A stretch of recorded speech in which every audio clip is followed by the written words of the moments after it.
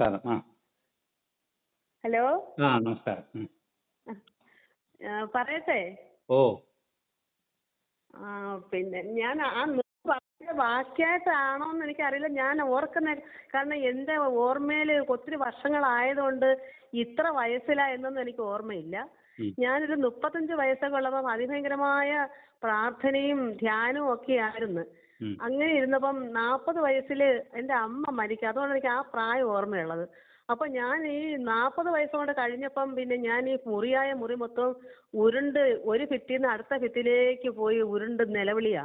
എന്തിനാ ഇങ്ങനെ കരയെന്ന് എനിക്ക് അറിഞ്ഞൂടാ. അങ്ങോട്ടും ഇങ്ങോട്ടും ഉരുണ്ട് അത് എല്ലാ ജോലിയും പെട്ടെന്ന് ഒതുക്കിയിട്ടാണ് കരയാനായിട്ട് സമയം കണ്ടെത്തുക. ഹൃദയത്തിലങ്ങ് അതിഭയങ്കരമായ എന്തായാലും ദേഹത്തിന് ശരീരത്തിനല്ല വേദന, ദുഃഖം, ഒരു ആത്മദുഃഖമോ അങ്ങനെ എന്തോ പറയാൻ, ശരീര ദുഃഖമല്ല, വേദനയല്ല, ഒരു വല്ലാത്ത അങ്ങനെ ഉണ്ടാവുമോ? പിന്നെ അങ്ങനെ ഞാൻ കരഞ്ഞ് കുറേ നാള് കരഞ്ഞു. അതായത് അമ്മ ഇടവൻ 4-ാം തീയതി പോകുന്നു, അതിനുശേഷം എനിക്ക് നിലവിളിയാ. അപ്പൊ ചിങ്ങ 1-ാം തീയതി വരെ ഞാൻ ഈ കരച്ചിലുണ്ട്. അപ്പൊ എന്റെ ഭർത്താവ് ഇതൊന്നും ഇവിടെ ആരും അറിഞ്ഞിട്ടില്ല. എല്ലാവരും പിള്ളേർ സ്കൂളിൽ പോകും, ഇത് എന്നെ ഭാവണൻ അങ്ങ് ജോലിക്ക് പോകും. അന്നൊരു ദിവസം ഇങ്ങനെ കയറി വന്നു. ഞാൻ അപ്പോഴേ ഈ മുറിയെല്ലാം ഇങ്ങനെ മൂക്കളുകൊണ്ട് മുങ്ങുന്നുണ്ട്. പിന്നെ ഞാൻ വിചാരിച്ചു ഇത് എന്ത് കഷ്ടമായി തുടയ്ക്കാൻ, അങ്ങ് കൊഴുത്ത മൂക്കളയല്ലേ. കരഞ്ഞ ഒരു 2 മണിക്കൂർ കരഞ്ഞാലും നെട്ടിയെടുത്ത് കരയേക്കോ, ഏങ്ങൊക്കെ എന്തിനാന്ന് അറിഞ്ഞൂടാ. അങ്ങനെ ഞാൻ പിന്നെ ഇങ്ങനെ മുറ്റത്തോട്ട് ഇറങ്ങിയിരുന്ന് കരഞ്ഞ് മൂക്കളങ്ങ് മുറ്റത്തോട്ട് കളയുമ്പം എന്റെ ഭർത്താവ് എന്തോ എടുക്കാൻ വന്ന് ഈ സ്ക്രൂ ഡ്രൈവറോ ഏതാണ്ട് ഇത് ജോലിക്ക് പ്ലംബിങ്ങിന്റെ ഒക്കെ പണിയല്ലേ. അങ്ങനെ നീ എന്തിനാ ഇങ്ങനെ കരയുന്നെന്ന് ചോദിച്ചപ്പോ ഞാൻ അത് എന്നാൾ പറഞ്ഞായിരുന്നോ എനിക്ക് ഓർമ്മ വരുന്നില്ല. കരയണവരെ പറഞ്ഞു. ഈ കരയുന്നത് വരെ പറഞ്ഞു.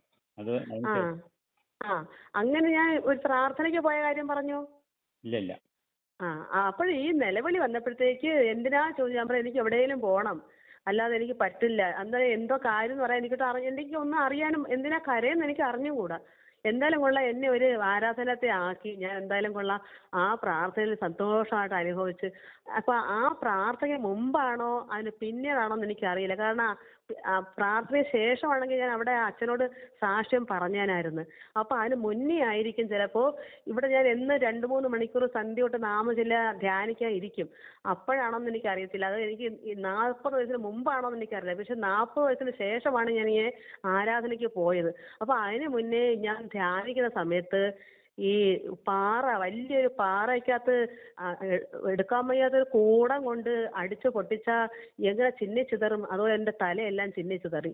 അതിഭയങ്കരമായ ഒരു കൂടത്തിന് അടിക്കുന്ന അങ്ങനെ ഞാൻ ഭയന്ന് പിന്നെ അതിൽ നിന്ന് ഉണർന്ന് ആ ഭയത്തിൽ നിന്ന് മാറിയപ്പം പേടി. ഞാൻ പറയും ദൈവമേ എനിക്ക് ഇനി ഇങ്ങനെ അവസ്ഥ ഉണ്ടാവല്ലേ, എനിക്കിത് വേണ്ട, ഈ ധ്യാനമേ എനിക്ക് വേണ്ട. കാരണം ഭയക്കാൻ ഇനി ഒന്നുമില്ല. അങ്ങനെ ഞാനിങ്ങനെ പ്രാർത്ഥിച്ച് ഇനി എനിക്കിത് ഉണ്ടാകാം. പക്ഷെ പിന്നെ അത് ഈ ശരിക്കും സന്തോഷമായങ്ങ് മാറുക ചെയ്തത്. പക്ഷെ പിന്നെ ഇതുവരെ അത് വന്നിട്ടില്ല. ഞാൻ പ്രാർത്ഥിച്ച് ഇനി അത് ഉണ്ടാവരുത്, കാരണം അത്രമാത്രം ഭയക്കാൻ ഇനി ഒന്നുമില്ല. അങ്ങനെ ഇരുന്ന് അതിനുശേഷം ഒരുപാട് ദർശനങ്ങൾ പിന്നെ ആയിരിക്കും ഞാൻ ഈ പ്രാർത്ഥനയിൽ പോയെന്ന് എനിക്ക് തോന്നുന്നു. കാരണം അങ്ങനെ ഉണ്ടെങ്കിൽ ഞാൻ അവിടെ പറഞ്ഞേനായിരുന്നു, സാക്ഷ്യം പറഞ്ഞേനെ. അല്ലാതെ അവിടെ പോയി ഈ പ്രത്യക്ഷമായ കാര്യങ്ങളും ദർശനത്തിൽ വന്ന കാര്യങ്ങളൊക്കെ ഞാൻ അവിടെ പറഞ്ഞ അച്ഛൻ ഒരു ആഴ്ച ചെല്ലുമ്പോൾ ഞാൻ അവിടെ സാക്ഷ്യം പറയുമായിരുന്നു.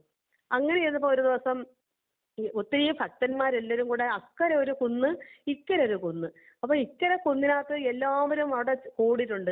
അവിടെ ഒരു നൂൽപ്പാലമാണ് ഇട്ടേക്കുന്നത്. അക്കരെ ഒരു കുന്ന്, ഈ കുന്നിന് 2 ഇടയ്ക്ക് അഗാധമായ ഈ നമ്മളിപ്പോ ഇതിലൊക്കെ കാണുമല്ലേ, യൂട്യൂബിലൊക്കെ ഇങ്ങനെ ഏതോ 2 കുന്നും ഇടയ്ക്ക് ഇങ്ങനെ പാലം പോലെ കിടക്കുന്നേ.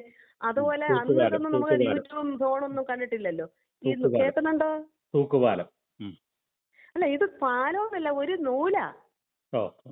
ഒരു നൂലിന് എത്ര വണ്ണമുണ്ട്. ഇക്കരെ എന്തോന്നില്ല ബന്ധിച്ചിട്ടുണ്ട്. അക്കരെ കുന്നിലോട്ട് ദൂരമുണ്ട്, അക്കരെ കുന്നിനും അവിടെ ബന്ധിച്ചിട്ടുണ്ട്.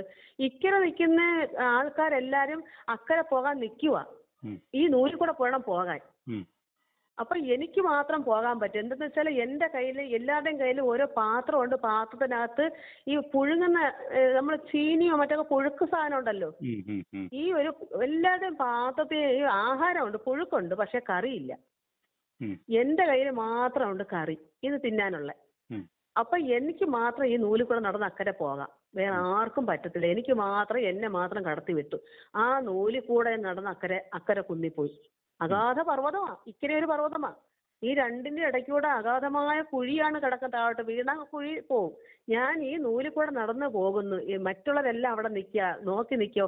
എന്നുവെച്ചാൽ അതിനകത്ത് ഒരാളുള്ളത് ആരാ? ബാക്കിയുള്ളവരൊക്കെ അവിടുത്തെ ഭക്തന്മാരാണ്. ഒന്ന് ഈ പറഞ്ഞ ഗുരു, ഈ ബൈബിളിനൊക്കെ ഞാൻ പ്രാർത്ഥിക്ക് പോകുമെന്ന് പറഞ്ഞില്ലേ, അവിടുത്തെ അച്ഛനായിരുന്നു.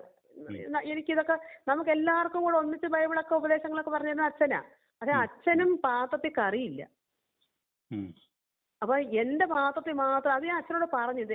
ഈ ദർശനം ഇങ്ങനെ കണ്ടത് ദർശനം വെച്ചാൽ അത് പകുതി ഉറക്കത്തിലാണ്. അല്ലാതെ ഇതുപോലെ എന്നെ ഞാൻ കണ്ടു നല്ല പകല് കിടന്ന് ഉരുണ്ട് നിലവിളിക്കുന്നത് പോലെ പകുതി ഉറക്കത്തിൽ ഇതുപോലെ ഉരുണ്ട് നിലവിളിച്ചപ്പം ഒരു വസ്ത്രമൊക്കെ നന്നായി ഈ അച്ഛനെ പോലെ ഒരു പള്ളിയിൽ അച്ഛനെ പോലെ ഡ്രസ്സൊക്കെ ഇട്ട ഒരു ഇനി കർത്താവാണെന്ന് എനിക്ക് അറിഞ്ഞൂടാ. ഞാൻ കർത്താവിനെ കണ്ടിട്ടില്ലല്ലോ. അതുകൊണ്ട് ഞാൻ എന്നെ എന്നെ ഇരുത്തി ചെന്നേക്കാളും കൂടി ഇരുത്തുന്ന ആ അച്ഛൻ എന്ന് പറഞ്ഞ പോലുള്ള ഒരാള് ഇരുന്ന് എന്റെ തലയ്ക്ക് അനുഗ്രഹമായിരുന്നൊക്കെ എനിക്കറിയാം. അതുപോലെ തന്നെയാണ് ഈ ദർശനം കണ്ടത്. അപ്പൊ ഞാൻ അച്ഛനോട് പറഞ്ഞിട്ട് അച്ഛൻ എനിക്കൊന്നും പറഞ്ഞില്ല. ഈ നൂൽപ്പാലത്തിൽ കൂടെ ഞാനിങ്ങനെ പോയിട്ട് അച്ഛൻ ഒന്നും പറഞ്ഞില്ല. എനിക്കിതിട്ട് ഇന്നുവരെ അത് പിടിയും കിട്ടിയിട്ടില്ല. അതുതന്നെ ഈ പാറയ്ക്കകത്ത് അടിക്കുന്ന കൂടം കൊണ്ട് അടിക്കുന്നത് എനിക്ക് പിന്നെ കുറേ നാൾ കഴിഞ്ഞപ്പോൾ അച്ഛന്റെ ഗ്രന്ഥം എടുത്ത് വായിച്ചപ്പം അത് ഈ കൂടും ചെകിടും ഉടഞ്ഞു പോകുമെന്ന് പേടിയൊരു അല്പം ഉഴന്തേൻ ഈടാർന്ന ആനന്ദമുണ്ട് പിന്നീട്. അപ്പൊ കൂടെന്താന്ന് എനിക്കറിയാം. പക്ഷെ ചെകിടെന്ന് പറയുമ്പോൾ എല്ലാവരും ചെകിട്ട് തടിക്കുന്ന കേട്ടു. അപ്പൊ ചെകിട്, ഇതായിരിക്കും എനിക്ക് അന്ന് സംഭവിച്ചത് എന്ന് അങ്ങനെ മനസ്സിലാക്കി ആ ഭയം അങ്ങ് മാറ്റി. അല്ലെങ്കിൽ ആര് പറഞ്ഞു തരാനാ ഇതെന്തോ സംഭവം എന്ന്. അങ്ങനെ ഇതെല്ലാം അതുമല്ല, ഈ പ്രാർത്ഥനയ്ക്ക് പോയതിനു ശേഷം 7 നേരം പ്രാർത്ഥിക്കുമായിരുന്നു. 3-ാം മണി കറക്റ്റ്, പകലൊരു 3-ാം മണിക്ക് എനിക്ക് കറക്റ്റ് ക്ലോക്കില് സൂചി വരുമ്പോൾ എനിക്ക് ആ സ്ഥലത്ത് പ്രാർത്ഥനയുണ്ട്. അപ്പൊ ഒരുപാട് കഠിനാധ്വാനമുള്ള ജോലികളുണ്ട്. ഞാനൊന്ന് മയങ്ങാൻ കിടക്കും ക്ഷീണിച്ച്. അപ്പൊ ഭഗവാനെ എന്നെ ഒന്ന് ഉണർത്തണേ ആ സമയത്തൊന്ന് ചിന്തിക്കും. പക്ഷെ നമ്മുടെ ദേഹത്ത് കൈകൊണ്ട് തട്ടി ഉണർത്തും. അതുപോലെ തന്നെ പാതിരാത്രിക്ക് 2 മണിക്കോ 1:30 മണിക്കോ ഒക്കെ ഈ ഇവിടെങ്ങും സൈക്കിളില്ല. ഈ സൈക്കിളിലെ മണിനാഥം എങ്ങനെയാ അതുപോലെ, അയ്യോ ഇത് എവിടുന്ന ഇത്രയും മണിനാഥം വരുന്നത്? ഇതിങ്ങനെ കിലോന്ന് ഈ സൈക്കിളിന്റെ നാദം. സൈക്കിളിന് പണ്ടത്തെ മണി അറിയാമോ? ആ, അല്ലാത്ത നാദമല്ല, കിണികിണീന്നാ. അത് തന്നെ, കിണികിണീന്നാ. സൈക്കിളിന്റെ നാദം അങ്ങനെയാണല്ലോ. അത് ഇങ്ങനെ അത് മിക്കവാറും അങ്ങനെ. ഞാൻ ഇവിടെ സൈക്കിൾ, അത് ഈ പാരാത്രിക്ക് ആരാ സൈക്കിള്? അങ്ങനെ ഞാൻ ഉണരുമ്പോ എന്തോ ഈ നാദം ഇങ്ങനെ കേൾക്കുക. അതുപോലെ തട്ടി ഉണർത്താൻ എനിക്ക് നല്ലപോലെ അറിയാം. അത് ഈ ഒരു കറക്റ്റ് മണി 3 ആ സൂചി അത് നിൽക്കുമ്പോൾ എന്നെ ദേഹം തട്ടി ഉണർത്തും. ഇങ്ങനൊക്കെ ഒരുപാട് അനുഭവങ്ങൾ ആ സമയത്ത്, ഒരുപാട് അത്ഭുതങ്ങൾ. പുലർച്ചെ 3 മണിക്കാണോ പറയണത്? ആ, കാരണം ഒത്തിരി ജോലി ഉണ്ടായിരുന്നു ഇവിടെ. പശുക്കളും വെയിലെ കൊണ്ട് നെല്ലുണക്കും എല്ലാം വേവപ്പും അന്ന് 3-4 കൂട്ടം കറികളൊക്കെ വേണം ഇവിടെ. ഇതെല്ലാം വരുമ്പോൾ ഞാനൊന്ന് ക്ഷീണിച്ച് കഴിക്കുന്ന എപ്പോഴാണ് ഞാൻ കഞ്ഞി, എനിക്ക് ഈ ക്ഷീണം കൊണ്ട് ഞാൻ കഞ്ഞി ആക്കി വെച്ചേക്കും. കുടിക്കുമ്പം മറി 2 ആവും. അങ്ങനെ എല്ലാവർക്കും ഒരു അച്ഛൻ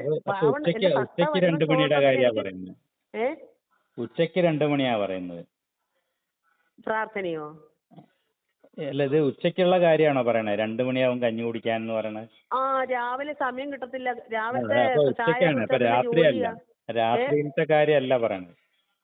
ഇല്ല, പകല്. ഈ മണി അടിക്കുന്നത് നാളെ രാത്രി. ഈ നന്നായി മണിനാദം കേൾക്കുന്നതെല്ലാം രാത്രിയിലാണ്. അപ്പൊ ആര് സൈക്കിളിലങ്ങും പോകുന്നൊരു, അതുപോലെ ഇവിടെ സൈക്കിളും ഇല്ല.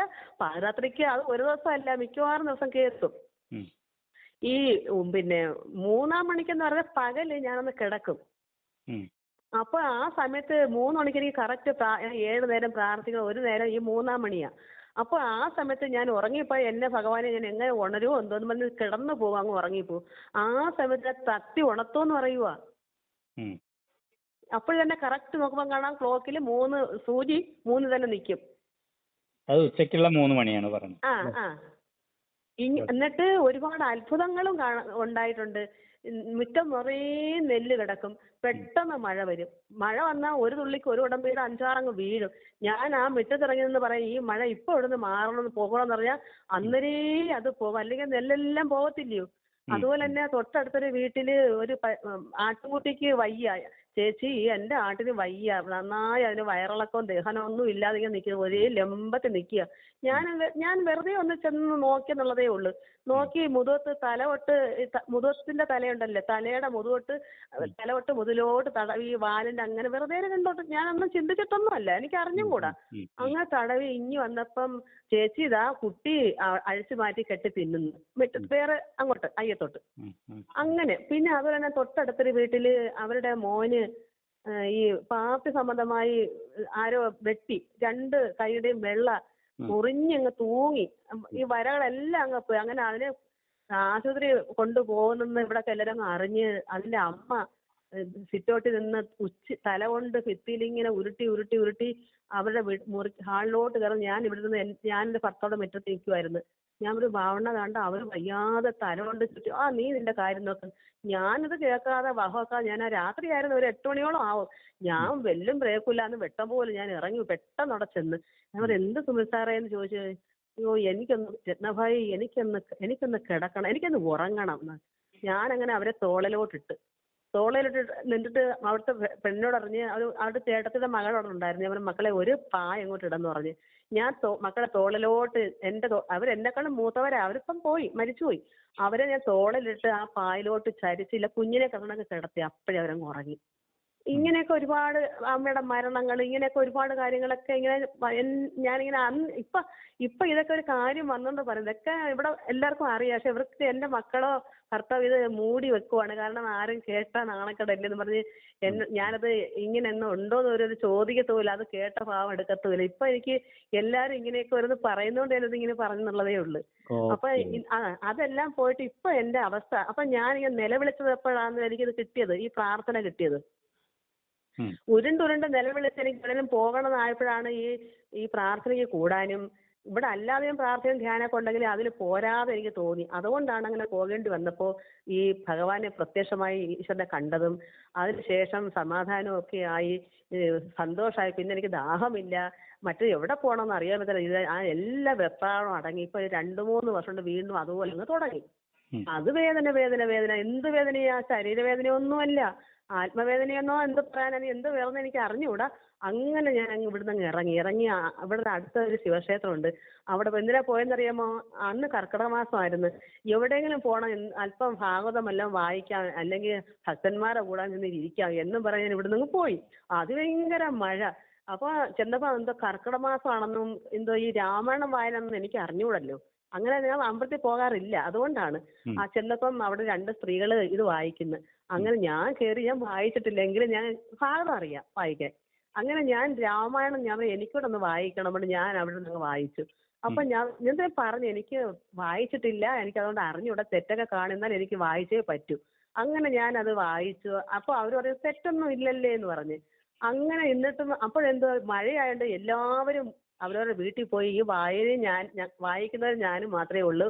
ഒരു ഓട്ടോ അവിടെ ഫ്രണ്ടിൽ കിടപ്പുണ്ട്, അവിടെ ആരോ വന്ന് നന്നാക്കുന്നു. അപ്പോഴും ഞാൻ എങ്ങനെ ഇവിടെ വരും? എനിക്ക് നടക്കാനാവോ? അവിടെ നേരെ വണ്ടി കയറണമെങ്കിൽ ഞാൻ അങ്ങനെ വണ്ടി യാത്ര ചെയ്യാറുമില്ല. അപ്പൊ അവിടുന്ന് ഞാൻ ഇങ്ങനെ വിഷമിച്ച് എങ്ങനെ ഞാനൊരു വീട്ടിലെത്തും? അങ്ങോട്ട് ഓട്ടോയിലാ പോയത്, ആ ഓട്ടോ ഞാൻ വരുവോളം കിടക്കത്തില്ലല്ലോ. അങ്ങനെ ഞാൻ നോക്കുമ്പോൾ ഓട്ടോക്കാരൻ്റെ അടുക്ക എൻ്റെ ഉടമസ്ഥ വന്ന് ഞാൻ പറയും ഈ ഓട്ടോ ഓടുവോ? നന്നാക്കി അപ്പോഴേ പോകുന്നത്. 5 മിനിറ്റ് പോലും എടുത്തില്ല, പെട്ടെന്ന് നന്നാവുകയും ചെയ്ത് എന്നെ ഇങ്ങോട്ട് ഇവിടെ എത്തുകയും ചെയ്തു. ഇങ്ങനെയൊക്കെ ഓരോ കാര്യങ്ങൾ. അതുപോലെ തന്നെ ഞാൻ എങ്ങോട്ടെങ്കിലും പോകണമെങ്കിൽ എനിക്ക് നടക്കാൻ വയ്യല്ല ഭഗവാനെ എന്ന് പറഞ്ഞ് ഇറങ്ങിയാൽ എൻ്റെ മുമ്പിലെത്തും ഒരു കാറെങ്കിലും. അത് എന്നെ ഞാൻ എവിടെ ചെല്ലണം അവിടെ കൊണ്ട് ആക്കിയിട്ട് അവർ പോകും. ഇങ്ങനെയൊക്കെ ഓരോ കാര്യങ്ങളും അനുഭവങ്ങളൊക്കെ ഉണ്ട്. അപ്പൊ എന്താ സംഭവം? ഇപ്പൊ ഈ വേദന വരാൻ കാരണം ഈ ഇപ്പോഴത്തെ 3 വർഷം കൊണ്ട് എനിക്ക് ഇത് ആർക്കെങ്കിലും കൊടുക്കണമെന്നായിരുന്നു. ഞാൻ ഭഗവാനെ ഇച്ചിരിയേ അറിവുള്ളൂ, അത് ആർക്കെങ്കിലും കൊടുത്തിട്ട് പോകണം. ഇത് എൻ്റെ ദേഹം അടക്കുമ്പോൾ അതിൻ്റെ കൂടെ അടക്കാൻ എനിക്ക് പറ്റൂല.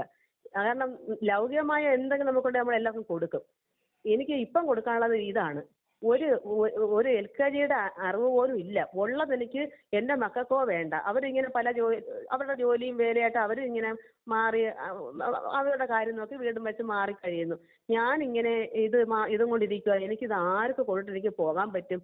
അങ്ങനെ ഞാൻ ഇവിടെ കിടന്ന് വിഷമിച്ച് എനിക്ക് വേദന കൊണ്ട് സഹിക്കാൻ വയ്യാന്നല്ലേ അമ്പലത്തിൽ പോയെന്ന് പറഞ്ഞില്ലേ, അതിങ്ങനെ ഞാൻ അടുത്ത 1-2 വീട്ടിൽ പോയി. ഒരു ഭാഗത്തുള്ള വീട്ടിൽ പോയപ്പം ഞാൻ പറയും മക്കളെ നമുക്ക് ഭാഗത്തൊക്കെ ഇച്ചിരി വായിക്കാം. എന്ന് പറഞ്ഞ് അവരെ വിളിച്ചിരുത്തി അതിന്റെ ആദ്യത്തെ കീർത്തനവും പിന്നെ കുറച്ച് ഭാഗം ആദ്യത്തെ പരമജ്ഞാനം ആദ്യത്തെ SMS അല്ല എന്താ പറയാ പ്രഥമ അതിൽ കുറച്ച് വായിച്ച് അതിന് അറിഞ്ഞൂടെങ്കിലും കുറച്ച് അവരെ മനസ്സിലാക്കി. അങ്ങനെ ഒന്ന് ഇടയ്ക്കിടയ്ക്ക് ഞാൻ അങ്ങനെ നമുക്ക് എന്ന് വെച്ചാൽ വായിക്കാം മക്കളെ, ഇതൊക്കെ അല്ലേ കൊണ്ടുപോകാൻ പറ്റൂ എന്ന് പറഞ്ഞ് ചേച്ചി എന്നൊക്കെ പറഞ്ഞ് സന്തോഷമായിട്ട് ഞാനങ്ങനെ 1, 2, 3 ദിവസം ചെന്ന് സന്തോഷമൊക്കെ. പക്ഷെ പിന്നെ പോകാൻ അവർക്ക് പല ജോലിയല്ലേ, അവർക്ക് താല്പര്യം അതിൽ കുറവുണ്ട്. ഞാൻ ചെല്ലുമ്പോൾ അവർ ചിലപ്പം കുളിക്കാൻ ഒരുങ്ങത്തേ ഉള്ളൂ. എന്നാൽ നമ്മൾ ചെല്ലുമ്പോൾ നേരത്തെ കൂട്ടി ഇത്തിരി കുളിക്കണമെന്ന് ചിന്തിക്കുന്നില്ല. അപ്പോൾ എൻ്റെ മനസ്സിലുണ്ട് ഞാൻ ഇത്രയും അടിച്ചേൽപ്പിക്കാൻ ചെന്നാലും അവർക്ക് താല്പര്യം ഉണ്ടാവുന്നില്ലല്ലോ ഭഗവാനെ എന്ന് ചിന്തിച്ചുകൊണ്ടിരുന്നു. ഭഗവാൻ പിന്നെ ഒരു കൊച്ചിനെ ഇവിടെ കൊണ്ട് വരുത്തി. ഞാൻ കുറച്ച് നാമങ്ങളൊക്കെ സ്വന്തമായിട്ട് എഴുതിയൊക്കെ ചെയ്ത് ഈ കൊച്ചിന് ഭക്തിയുള്ള കൊച്ചാണ്. എൻ്റെ മരുമക്കളുടെ ഒരു അനിയത്തിയായിരുന്നു, 2 അമ്മ മക്കളിൽ. അയ്യോ ആൻറ്റി ഇതൊക്കെ അങ്ങ് അപ്പൊ യൂട്യൂബിലിടാം ആൻറ്റി, ഇതെല്ലാരും കേൾക്കും ആൻറ്റി, ഇതൊക്കെ നല്ല നാമങ്ങളല്ലേ. അത് വെച്ച് ഭക്തിയുടെ കുറിച്ച് ഭഗവാൻ വിട്ടതാ, അല്ലാതെ അതിന് അങ്ങനെ പറയാനൊന്നും അറിയില്ല. അപ്പോൾ ഞാൻ പറഞ്ഞു എനിക്ക് യൂട്യൂബായിട്ട് യാതൊരു ബന്ധമില്ല, എനിക്ക് കൊച്ചു ഫോണാണ് ഉള്ളത്, എനിക്കത് അറിയത്തുമില്ല. എൻ്റെ മോള് വന്നാൽ അവൾക്കുള്ള ഫോൺ ഞാൻ കൈകാര്യം ചെയ്യത്തുമില്ല.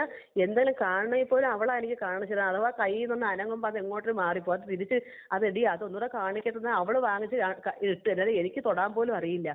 അതൊക്കെ വരും ആൻറ്റി ഒന്ന് ഇടുക ആൻറ്റി, ഇത് എല്ലാവരും കാണുമെന്ന് പറയും. ഈ കൊച്ചെന്നെ നിർബന്ധിച്ചു. അങ്ങനെ എൻ്റെ മോനോട് അവൾ പറഞ്ഞ അണ്ണാ ഒരു ഫോൺ അങ്ങ് അമ്മയ്ക്ക് ആൻറ്റിക്ക് വാങ്ങിച്ചു കൂടാ. അങ്ങനെ എൻ്റെ മോൻ്റെ ഫോൺ വാങ്ങിച്ചെന്ന് അവൾ ഈ ഇംഗ്ലീഷ് എടുത്ത് പഠിച്ചുകൊണ്ട് MA, അവൾക്ക് ഇതിനെപ്പറ്റി കുറച്ച് ഗ്രാഹ്യം ഉള്ളതുകൊണ്ട് ഈ കുട്ടി തന്നെ എന്നെ കൊണ്ട് ഭാഗതൊക്കെ അത് തന്നെ ഇതിലിട്ട്. അങ്ങനെ ആണ് അപ്പോഴെനിക്ക് ആ വേദന അങ്ങ് മാറി. എന്റെ വേദന അതൊന്നും പിന്നെ എന്താ പറയാ, ഗുരുജിക്ക് ഞാൻ എല്ലാവരെയും മക്കളെന്നാണ് വിളിക്കാറുള്ളത്. എനിക്ക് ഗുരുജിയാണ്, കാരണം കപില മഹർഷി അമ്മയ്ക്ക് അറിവ് പറഞ്ഞു കൊടുത്തപ്പോൾ എനിക്ക് ഗുരു ആയിക്കൊള്ളട്ടെ മകനാണെങ്കിലും. അതുകൊണ്ട് എനിക്ക് വേണ്ടതൊക്കെ, കാരണം ഇനി എനിക്ക് എന്താ വേണ്ടെന്ന് അറിയാമോ. അപ്പൊ ഇതുപോലെ ഈ എന്താ പറയുക, ഈ നൂലിനകത്ത് ഞാൻ നടന്നു പോയത് എന്താ കാരണം? അതാ യോഗ്യത ഉള്ളതുകൊണ്ടാണ് അപ്പുറം കടക്കാനേ. ഒപ്പമുള്ളവർക്കൊന്നും ആ ഭക്തി ഇല്ല എന്നുള്ളതാണ്. അപ്പോഴവിടുത്തെ അച്ഛനും അതുണ്ടായില്ല, അതുണ്ടായിരുന്നു. അതെ, ഭഗവാന് വേണ്ടതില്ല. അതായത് പള്ളിയിൽ ഞാൻ ഒരുപാട് നാമങ്ങൾ ഞാൻ അവിടുത്തെ ഈ 2 കണ്ണ് അന്ന് തന്നെ കണ്ടു. അത് പ്രത്യക്ഷമാണേ, എന്റെ തലയ്ക്ക് മുകളിലായിട്ട് നിൽക്കുകയാണേ. അന്നേരം തന്നെ ഞാൻ എഴുതി, ആത്മാവിലെന്നും ആനന്ദം നേടാൻ ആറാടി വിളയാടി വാണിടണേ യേശുനാഥൻ വാണിടൻ. സൂര്യനെ വെല്ലുന്ന നിൻമുഖ ശോഭയും നിന്നധരങ്ങളിൽ താമര നിറവും നിൻ കണ്ണുകളിൽ അഗ്നി ജ്വലിച്ചു കണ്ടു ഞാൻ അന്നു നിർവൃതി അടഞ്ഞു. അങ്ങനെ ഇനിയുണ്ട്. അങ്ങനെ ആ നാമം ഞാൻ എഴുതി അവിടെ പാടി.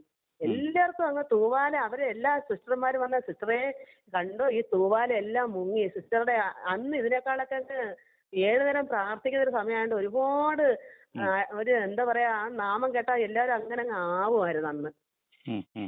ഈ 1:30 മണിയാകുമ്പോൾ വിടുമ്പോൾ എല്ലാവരും വന്ന് എൻ്റെ അടുക്ക വരുമോ, ഓടി എനിക്ക് ജീപ്പ് കിട്ടാൻ വേണ്ടി ഞാൻ ഓടുന്നു. പെണ്ണുങ്ങളെല്ലാം വന്ന് എന്നെ സിസ്റ്ററേന്ന് പറഞ്ഞ് എന്നെ പിടിച്ച് നിർത്തിയിട്ട് കണ്ടോ ഈ തൂവാല മൊത്തം. അന്ന് ഒന്നെന്നല്ല ഒരുപാട് നാമങ്ങൾ ഞാൻ സ്വന്തമായിട്ട് അവിടെ ഇങ്ങനെ പാടിയിട്ടുണ്ട് സ്വന്തമായിട്ട്. അത് രാത്രി ഓരോ വരി, രാത്രി ഉറക്കത്തിൽ എൻ്റെ ഉള്ളിൽ ഈ വരികൾ വരും. ഞാൻ അങ്ങനെ പെട്ടെന്ന് ഒരു പേന എടുക്കും. അവസാനം എന്തോന്ന് പേനയും കടലാസ് എൻ്റെ കൈ വെച്ചേക്കും രാത്രി കട്ടില്. അങ്ങനെ വരികൾ വരിക എഴുതുക. ഇന്നും ഇപ്പൊ യേശുവിനെ കൊണ്ടല്ല, ഇപ്പൊ ഞാൻ എൻ്റെ കാരണം എല്ലാം പരമാത്മാവാണല്ലോ.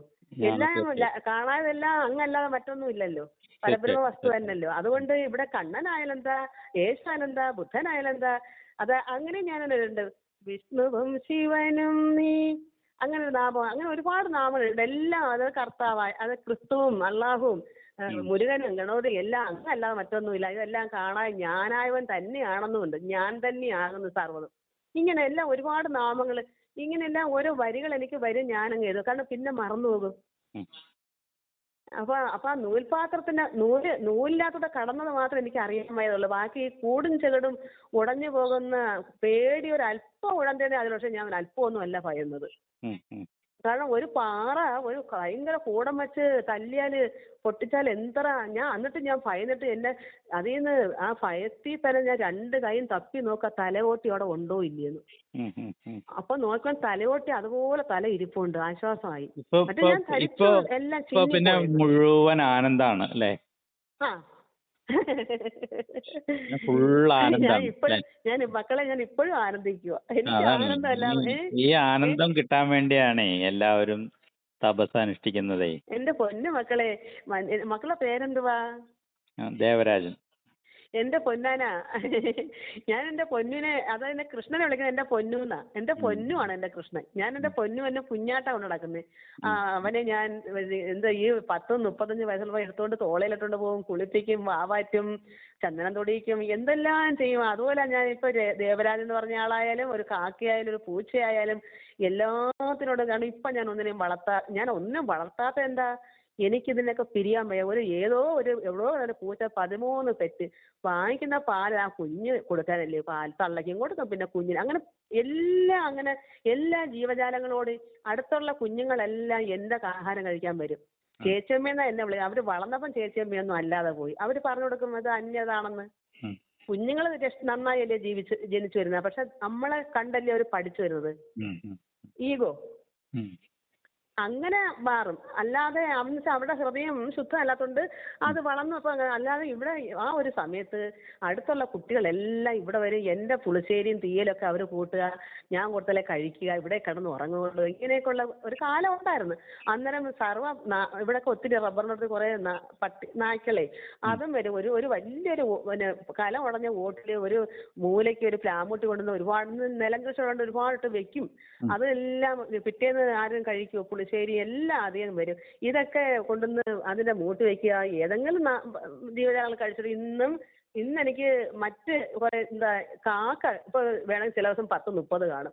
കുറെ കരിയിലക്കിളികൾ, ഇതിനൊക്കെ എന്തെങ്കിലുമൊക്കെ കൈ കിട്ടുന്ന ഒന്നുമില്ല. കുറെ തേങ്ങയും തിരികെ ഇട്ടോ എനിക്ക് സമാധാനമില്ല, കൊടുക്കാതെ സമാധാനമില്ല. അങ്ങനെ ഒരു മനസ്സ് പണ്ടേ ഉണ്ട്, ഇപ്പോഴും ഉണ്ട്. ഇപ്പം ഇങ്ങനെയൊക്കെയാ. പൂച്ചയൊന്നും കാരണം മത്സ്യം ഞാൻ ഇപ്പം 4.5 വർഷം കൊണ്ട് മത്സ്യം കൂട്ടത്തില്ല. എനിക്ക് മനഃപൂർവ്വം കൂട്ടാഞ്ഞതല്ല, എനിക്ക് തന്നെ അങ്ങ് മതിയായതാ. എല്ലാം തനിയെ ഞാനൊന്നും അറിയാൻ സംഭവിക്കുന്ന എല്ലാം ഇപ്പൊ തന്നെ ഈ വേദന വരുമ്പം അതിന് വേണ്ടുന്ന കാര്യങ്ങളോടെ നിർവഹിച്ച് തരുന്നു. ഒരു യൂട്യൂബും ഇങ്ങനെയൊക്കെ ലോകത്തുണ്ടായത് എനിക്ക് വേണ്ടിയാന്ന് എനിക്കറിയാം. ജോൺ സെഷൻ എന്ന് പറയുന്ന സന്യാസി അവിടെ ഇപ്പം എന്നോട് ആ നൂരിൽ കൂടെ പോയാലും നല്ല ജ്ഞാനിയാ. അദ്ദേഹത്തിന്റെ അല്ലാതെ എനിക്ക് ഇവിടങ്ങളിൽ എനിക്ക് അങ്ങനെ ഒരു പ്രാർത്ഥനയും നല്ല വചനങ്ങളും തരാൻ എനിക്ക് ആ വചനം കേട്ടല്ലേ ഞാൻ ധ്യാനിക്കുന്നേ. ആ വചനം കേൾക്കുവാൻ ഞാൻ കണ്ണു തുറക്കത്തില്ല. ആ ധ്യാനത്തിൽ 3 മണിക്കൂർ അങ്ങനെ ഇരിക്കുക, സമയം പോണെന്ന് അറിയത്തില്ല. അതിൽ ലയിച്ചാണ് ഇരിക്കുന്നത്. അവിടെ ഒരു നിറയും. ഇവിടെ വരുമ്പോ എനിക്ക് വിശപ്പില്ല, വയറങ്ങും പൊട്ടുന്ന നിറവാണ്. എന്തോ ഊതിക്കെട്ടി ഇരിക്കുക ദേഹം മൊത്തം ഉള്ള അങ്ങനെയൊക്കെയുള്ള. ഇപ്പം എനിക്ക് എന്താ പറയാ, ഇപ്പം ഇങ്ങനെ ഇനി എപ്പം മതിയാക്കാൻ ഭഗവാൻ പറയുന്നത് അതുവരെ ഇത് എന്തെങ്കിലുമൊക്കെ ഇങ്ങനെ ഭാഗവത്തിലൊന്നും കണ്ടില്ലല്ലോ അല്ലയോ. ആയിക്കോട്ടെ, അപ്പൊ നമുക്കൊരു കാര്യം ചെയ്യാം. ഈ ആനന്ദം എപ്പോഴും ഉണ്ടാവട്ടെ. അപ്പൊ നമുക്ക് ഒരു വീഡിയോയ്ക്ക് ഈ ഇത് തന്നെ തുടരുക. ഒരു വീഡിയോയ്ക്കുള്ളതായിട്ടുണ്ട്. ഞാൻ ദിവസം വിളിക്കാം. അപ്പോഴേ എനിക്കിനി ഒന്നും കിട്ടാനില്ലേ? എന്നെ ഇല്ല, കിട്ടേണ്ടതിന്റെ പരമാവധി കിട്ടിയിട്ടുണ്ടല്ലോ. ഇനി എന്താ വേണ്ടത്? എനിക്ക് അറിഞ്ഞൂടാ, എനിക്കൊന്നും വേണമെന്നില്ല. അതുകൊണ്ടല്ലേ എന്നെ ഇപ്പൊ ഇതിന് നിയമിച്ചേക്കുന്ന ഈ പാവം ഇടാൻ. അതെനിക്ക് മനസ്സിലായി. കാരണം ഇനി എനിക്കൊന്നും കിട്ടാനില്ല, ചെയ്യാനൊന്നും. പരമാത്മാവും കർമ്മങ്ങളെല്ലാം ഒരു കർമ്മം ചെയ്യേണ്ടതായിട്ടില്ല. കൃഷ്ണനും പറഞ്ഞു എനിക്ക് കർമ്മം ചെയ്യേണ്ട എന്നാണ് കർമ്മം ചെയ്യുന്നു. ഞാനിപ്പോ കർമ്മം ചെയ്യുന്നു. അതല്ലേ ഇതൊക്കെ എന്ത് ചെയ്താലും നമ്മൾ അനുഭവിക്കുന്ന ആനന്ദമാണ് പ്രധാനം. അത് കിട്ടണ്ടല്ലോ. എന്നാലും അങ്ങനെ എനിക്ക് തന്നെത്താനെ ഒരു സ്വാർത്ഥമല്ല, എനിക്ക് നിസ്വാർത്ഥം ഇതുകൂടെ എല്ലാം കൊടുക്കണമെന്നുണ്ട് മനസ്സിൽ. അത് ഈ ആനന്ദമാണ് കൊടുക്കാൻ പറ്റുക, അറിവ്. അപ്പൊ ആ ഭക്തി അതൊക്കെ എല്ലാവർക്കും കൊടുക്കുക. എല്ലാവരെ കൊണ്ടും അതുപോലെ ചെയ്യിപ്പിക്കുക. മക്കളെ ഇപ്പൊ ഞാൻ അനുഭവിക്കുന്ന ഒരു സുഹൃതം ഈ പറയുന്നതിൽ കൂടെയും ഇതിപ്പോ ഞാൻ അനുഭവിക്കുന്ന ആനന്ദം എങ്ങനെ ഞാനത് പറഞ്ഞറിയിക്കാൻ പറ്റും? അപ്പൊ അതിലിങ്ങനെ തുടരും. അപ്പൊ നമുക്കൊരു 25 മിനിറ്റ് ആയി. അപ്പൊ ഒരു വീഡിയോക്കുള്ളതായി. ഞാൻ പിന്നെ ഒരു ദിവസം വിളിക്കാം. ഓ സന്തോഷം.